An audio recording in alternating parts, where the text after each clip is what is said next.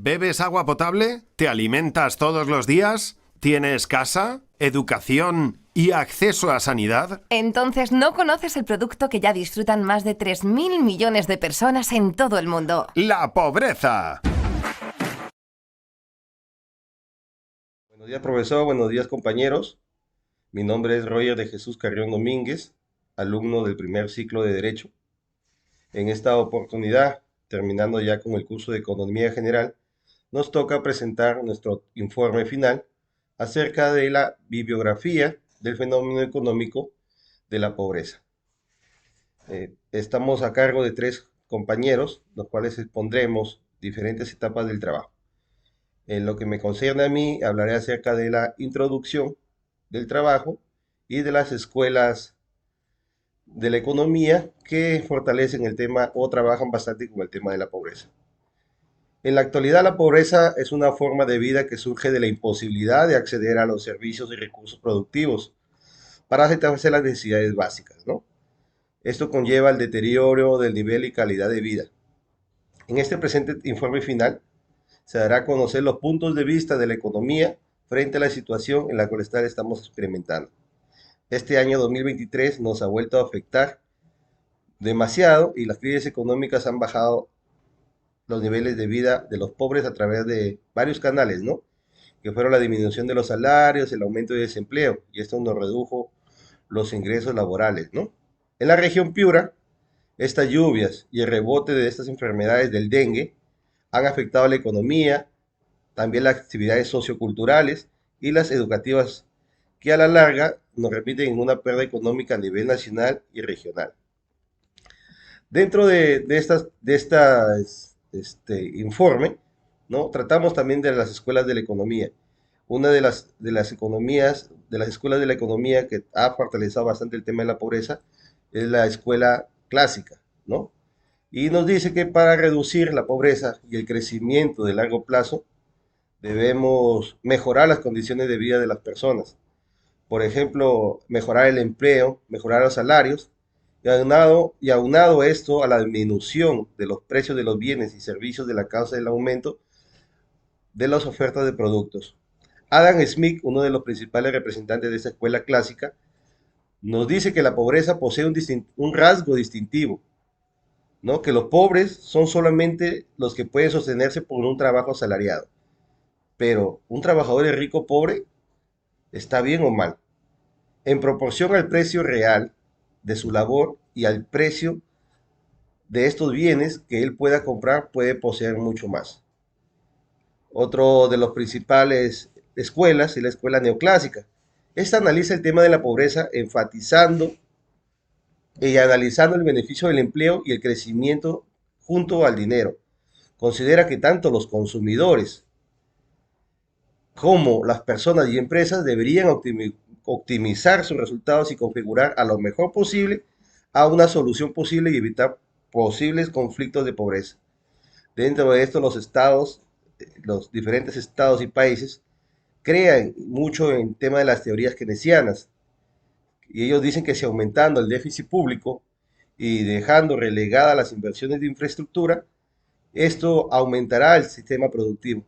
Hay que enfocarse en políticas de bienestar, cuyo único aumento será el bienestar de la gente, ¿no? Tenemos que minar la capacidad y agenciar a las personas que consideramos pobres. Ellos tienen que obtener los beneficios del Estado benefactor, ¿no? Actualmente en el Perú, el tema de los beneficios a la gente pobre está fortaleciendo en diferentes programas sociales, ¿no? Como es Pensión 65 y programas como el Seguro Social Integral de Salud, ¿no? Esta es mi exposición, le doy pase a mis amigos. Gracias, profesor. Buenas noches. Como punto número 2, veremos los conceptos de la economía que se relacionan con el fenómeno económico de la pobreza. De los muchos conceptos estudiados de la economía, podemos y vamos a definir algunos de ellos. El primero es la eficiencia económica. Nos dice que cuando un sistema económico utiliza sus recursos de manera eficiente para lograr una máxima producción de bienes y servicios. Por lo tanto, se dice que hay una eficiencia económica cuando un determinado sistema económico lleva a cabo actividades productivas eficientemente. El siguiente es el coste de oportunidad. Es el valor de lo que pierdes cuando vas a elegir entre una o más alternativas de inversión. Cuando se invierte, pues el costo de oportunidad es la cantidad de dinero que podría no ganar o los beneficios que no se percibirán a raíz de elegir otra opción que se tenía como entre las alternativas. El siguiente es el crecimiento económico. Se mide por el aumento de la producción total de bienes y servicios total de un país de un año a otro, pues es visto como elemento de juicio para poder evaluar a la administración gubernamental en muchos países y al bienestar de su población. El siguiente es la globalización, pues se refiere a la creciente integración de la economía de todo el mundo, especialmente a través del comercio y también los flujos financieros. Tenemos también el PBI, pues que es el indicador económico y se traduce pues en el valor monetario de los bienes, desde productos de alimentación, vehículos, maquinarias o textil y servicios como el sanitario, el docente, etcétera, productos o producidos a nivel nacional durante un determinado periodo de tiempo. La pobreza, pues, se debe considerar el núcleo de la teoría del desarrollo. Las grandes dificultades de las economías en desarrollo se relacionan con la persistente pobreza, la falta de sostenibilidad del crecimiento y el desarrollo, pues estos son aspectos que originan los más arduos debates. Como punto número 3, analizaremos desde la perspectiva macroeconómica el fenómeno económico de la pobreza. Pues vamos a empezar haciéndonos la pregunta, ¿qué es la pobreza para la macroeconomía? La pobreza es una condición pues en la cual una o más personas tienen un nivel de bienestar inferior al mínimo socialmente aceptado. En una primera aproximación, pues la pobreza se asocia con la incapacidad de las personas para poder así satisfacer sus necesidades básicas de alimentación. El manejo, pues, macroeconómico nacional, ya que algunos economistas asumen como meta aumentar este crecimiento económico, también disminuir la inflación, aumentar el empleo y mejorar la productividad y la eficiencia de las empresas, entre otras variables, dejando relegado pues el objetivo fundamental de todo sistema económico, que todas las personas vivan con condiciones dignas que les permitan mejorar cada vez más su calidad de vida, pues la macroeconomía es capaz de brindar estas herramientas necesarias para entender cómo son las condiciones del entorno económico en corto y a largo plazo, por lo que la toma de decisiones es mucho más simple, pues debido a las tantas aplicaciones pues en la vida diaria. La macroeconomía se centra en el desempeño económico, pues los cambios en la producción, en la inflación, las tasas de interés y también los tipos de cambio y la balanza de pagos, pues esta reducción también de la pobreza, la equidad social y el crecimiento sostenible solo son posibles pues con las políticas sólidas. Desde este punto de vista se puede distinguir esta pobreza coyuntural y pobreza estructural. Por un lado tenemos la pobreza coyuntural, que es aquella que depende de las condiciones de producción y el empleo de la economía.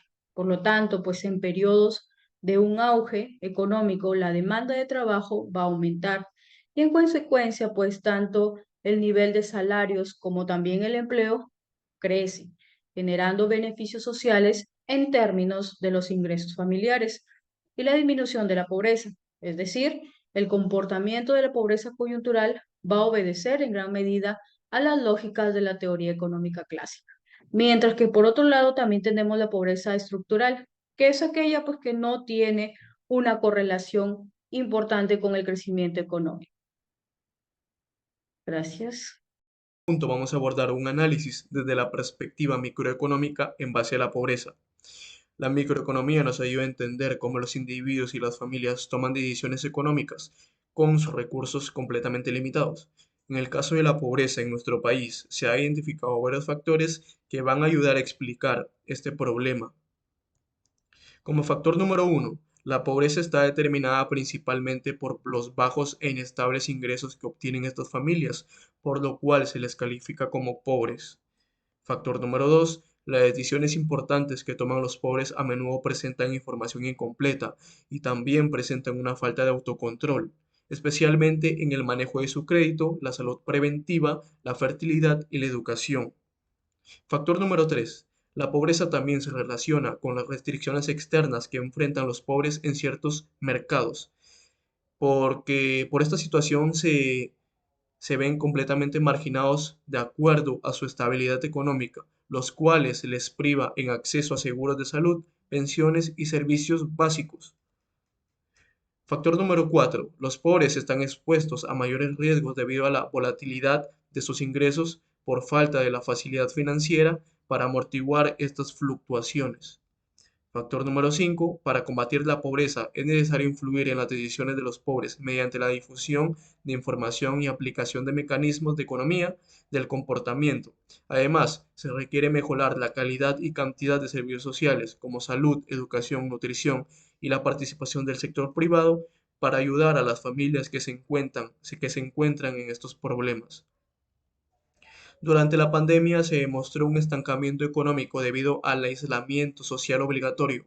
Hubo un aumento en la inflación y escasez de alimentos y medicamentos, obviamente, y lo que llevó a algunas familias a participar en el comercio ilegal para sobrevivir. Para salir de la trampa de la pobreza se necesita simplemente más que financiamiento, ya que hay muchas dificultades y factores que limitan y reducen el desarrollo económico por el cual deben pasar estas familias. Conclusiones. El texto trata sobre la economía como ciencia social y un impacto durante la pandemia, especialmente en el contexto de la pobreza extrema.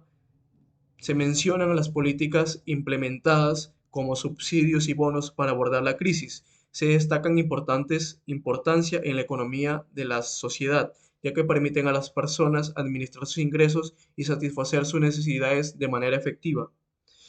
El documento propone una visión alternativa para enfrentar la pobreza estructural como estrategia global y especializada en diferentes dimensiones. Se señala cómo la pandemia tiene un estancamiento y retroceso económico. Se menciona la escuela mercantilista y su fusión para establecer un ambiente monopólico donde las personas en situación de pobreza necesitan la ayuda del gobierno para subsistir. Se destaca que la mayor parte de la población se encuentra en el ámbito rural del Perú, principalmente en la actividad agropecuaria y la pesca. Se menciona que la población pobre tiene bajo nivel de instrucción y acceso limitado a los servicios públicos, como agua, desagüe, los cuales son completamente básicos.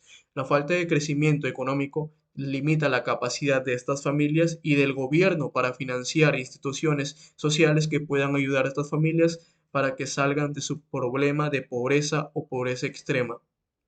Muchas gracias.